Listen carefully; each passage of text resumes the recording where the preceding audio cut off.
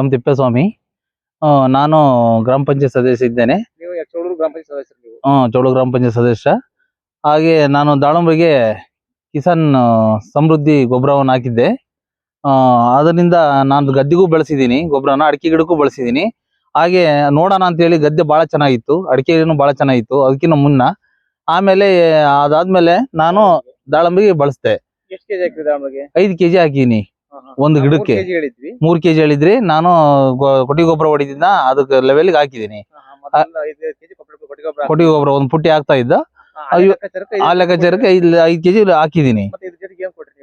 DAP, magnesium, ಸನ್ಪೇಟು ಅದೆಲ್ಲ ಕೊಟ್ಟೆ, ರಾಸಾಯನಿಕ ಗೊಬ್ಬರ ಕೊಟ್ಟು ಅದ್ರ ಜೊತೆ ಮಿಕ್ಸ್ ಮಾಡಿ ಹಾಕ್ದೆ. ಒಟ್ಟು ಟೋಟಲ್ ಎಲ್ಲ ಸೇರಿ ಒಂದು 80 ಚೀಲ ಹಾಕಿ ಗೊಬ್ಬರನ.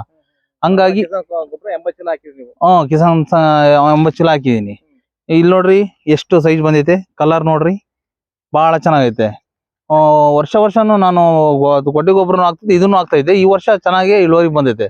ಇಲ್ಲಿ ನೋಡ್ರಿ, ಇದು ಈ ಸೈಜ್ ನೋಡ್ರಿ, ಕಾಯಿ ಕಲರ್ ನೋಡ್ರಿ ಹೆಂಗ್ ಬಂದೈತೆ, ಬಹಳ ಚೆನ್ನಾಗೈತೆ ದಾಳಂಬ್ರೆ ನಂದು. ನಾನು ವರ್ಷ ಚೆನ್ನಾಗೇ ಬೆಳಿತೀನಿ. ಒಂದ್ 25 ಟನ್ ಬೆಳೆದಿದ್ದೀನಿ. ಒಂದು 1200 ಗಿಡ. 1200 ಗಿಡಕ್ಕೆ 25 ಟನ್ ಬೆಳೆದಿದ್ದೀರಿ? ನಾವು ಎಲ್ಲ ಔಷಧಿ ಕೆಮಿಕಲ್ ಮೇಂಟೈನ್ ಮಾಡ್ತೀವಿ. ಆದ್ರೂ ಗೊಬ್ಬರ ವಿಚಾರಕ್ಕೆ ಬಂದ್ರೆ ಬಹಳ ಚೆನ್ನಾಗಿ ಇಳುವರಿ ಬಂದೈತೆ. ಗೊಬ್ಬರ ಹಾಕಿದಾಗ ಹೂವು ಎಲ್ಲ ಸೆಟ್ ಆಗೈತೆ, ಕಾಯಿನೂ ನೀಟಾಗಿ ಬಂದೈತೆ. ನೀರ್ ಮೇಂಟೆನೆನ್ಸ್ ದಾಳಂಬ್ರೆಗೆ ನೀರ್ ಮೇಂಟೆನೆನ್ಸ್. ಈ ಗೊಬ್ಬರ ಹಾಕಿದಾಗ ಸ್ವಲ್ಪ ನೀರು ಜಾಸ್ತಿ ಬಿಡ್ಬೇಕಾಗುತ್ತೆ. ಜಾಸ್ತಿ ಬಿಟ್ರೆ ಬಹಳ ಚೆನ್ನಾಗಿ ಇಳುವರಿ ಬರುತ್ತೆ. ಕಾಯಿನೂ ಆಲ್ಮೋಸ್ಟ್ ನಾವು ಇದನ್ನ ಮಳೆಗಾಲದಲ್ಲಿ ಬಳಸ್ಬೇಕು. ಮಳೆಗಾಲದಲ್ಲಿ ಬಳಸಿದ್ರೆ ಇದ್ರಾಗೆ ಮೀನ್ ಫಿಶು, ತಿರ್ಗಾ ಕೋಳಿ ಗೊಬ್ಬರ, ಕುರಿ ಗೊಬ್ಬರ ಎಲ್ಲ ಮಿಕ್ಸ್ ಮಾಡಿ ಅದನ್ನೆಲ್ಲ ಕೊಟ್ಟಿದ್ದಾರೆ. ಅದರಿಂದ ತುಂಬಾ ಅನುಕೂಲ ಆಗುತ್ತೆ. ನಾನು ಚೆನ್ನಾಗೈತೆ, ನಾನು ನೋಡೇ ತಗೊಂಡಿದ್ದು. ಅದನ್ನ ನೋಡಿ ಬಳಕೆ ಮಾಡ್ಬೋದು. ನೋಡಿ 3/4 kg ದಾಳಂಬೆ ಬಂದೈತೆ, ಬಹಳ ಚೆನ್ನಾಗಿ ಬಂದೈತೆ.